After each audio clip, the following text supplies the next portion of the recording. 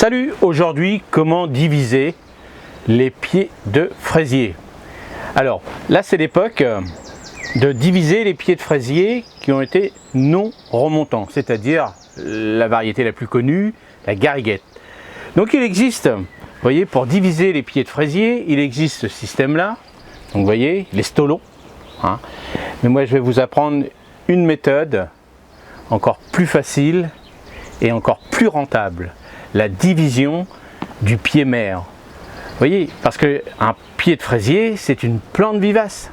Alors on dit de les retirer tous les 4 ans, 3-4 ans à peu près, parce que c'est vrai qu'avec les nouvelles variétés qui sont poussées, qui sont des hybrides, des choses comme ça, bon bah ils ont du mal à tenir en maladie. Et bah, si vos pieds sont en pleine forme au bout de 4 ans, et bah, je vais vous donner un petit système. Comment les diviser, comment diviser le pied mère avec ça. Vous voyez, ça c'est le pied mère. Allez, je vous explique comment on fait.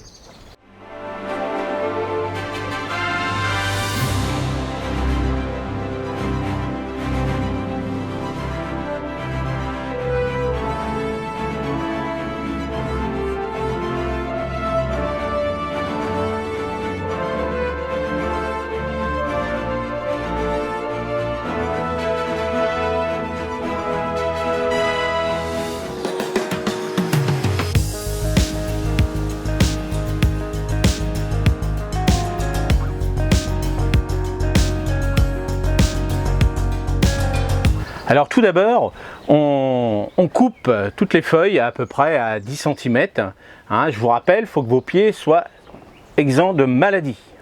S'ils sont malades, hop, vous rachetez des pieds neufs et puis voilà, on n'en parle plus. Ou alors vous récupérez vos stolons. Donc si les pieds sont bien en forme, vous divisez. Donc vous coupez toutes les feuilles qui sont inutiles. Après, vous divisez votre pied. Vous voyez, comme ça, vous divisez et vous allez récupérer des petits morceaux. Alors le mieux, ça serait avec des racines. Mais s'il n'y a pas de racines, si les pieds sont importants, ça va aller quand même aussi, sans problème. Donc ce qu'il faut faire après, une fois que vous avez bien divisé, vous coupez toutes ces petites tiges presque à ras, vous voyez, comme ça.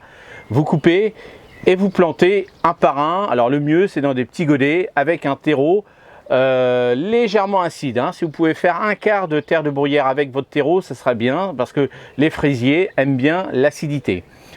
Une fois que vous plantez ça, vous les mettez bien dans les pots, vous tassez bien, alors avec un bon terreau, avec de l'engrais naturel à l'intérieur, vous arrosez bien et vous me mettez ça à l'ombre. Voilà, c'est tout ce qu'il y a à faire et vous allez voir que d'ici un mois, ils vont s'enraciner dans vos godets. Et après, vous pourrez les planter dans une nouvelle planche. Vous n'allez pas les replanter sur la même planche. Il faut sortir de cette planche, puisque bon, elle a eu des maladies, des choses comme ça ou autres, même s'il n'y en avait pas, il y en aura, on ne voit pas, mais il y en a toujours un petit peu. Donc, vous allez refaire une autre planche de fraisier. Et là, vous allez rajouter de la terre de bruyère dans votre terre si vraiment elle n'est pas acide, si c'est calcaire, donc il faudra éviter, il faudra mettre beaucoup plus de terre de bruyère. Je vous le répète, les fraisiers aiment bien l'acidité. Et vous allez refaire une nouvelle planche, alors là en fonction de la grandeur de votre potager ou autre de ce que vous avez besoin. On plante à peu près tous les 25 à 30 cm. Alors le mieux c'est en quinconce, ça c'est bien aussi. Et vous faites une planche à peu près de 1 petit mètre, à peu près 80 à 1 petit mètre tout le long. Alors après 10 mètres, 20 mètres comme vous voulez. Et là c'est l'époque, comme je vous ai dit, de replanter tout ce qui est... alors c'est l'époque.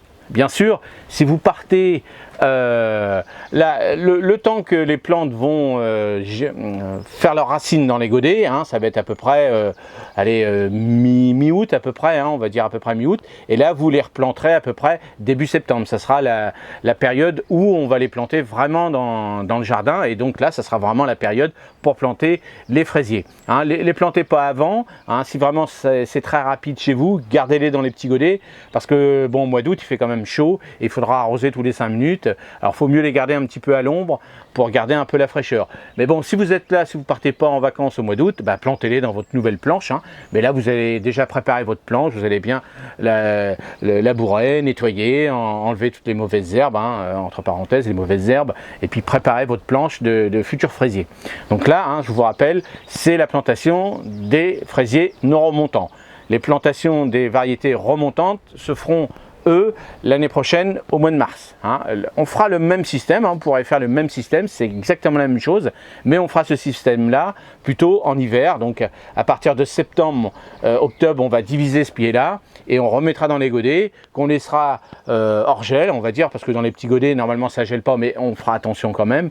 Et à ce moment-là, on pourra les replanter au mois de mars dans la nouvelle planche ou au mois de novembre si vous avez un hiver doux chez vous. Voilà, c'était tout pour vous donner cette petite astuce sur les fraisiers. Et rappelez-vous, j'avais fait une petite vidéo sur comment planter et comment avoir beaucoup de fraises cette année. Et là, je vous la mets à regarder encore une fois parce que c'est vrai qu'elle a été vue plus de 200 000 fois. Et c'était ce petit système en sac, comment planter les pieds de fraisier en sac, et je peux vous dire que moi j'en ai récupéré pas mal. Et l'année prochaine je mettrai une variété non remontante dedans, comme ça me permettra d'avoir une grosse récolte au début. Et puis là les petites maras des bois, j'en ai toujours un petit peu, et faire attention parce que c'est vrai que chez moi le petit merle il vient tous les jours se régaler, mais bon, on laisse la nature faire. Voilà, je vous dis à la semaine prochaine et salut.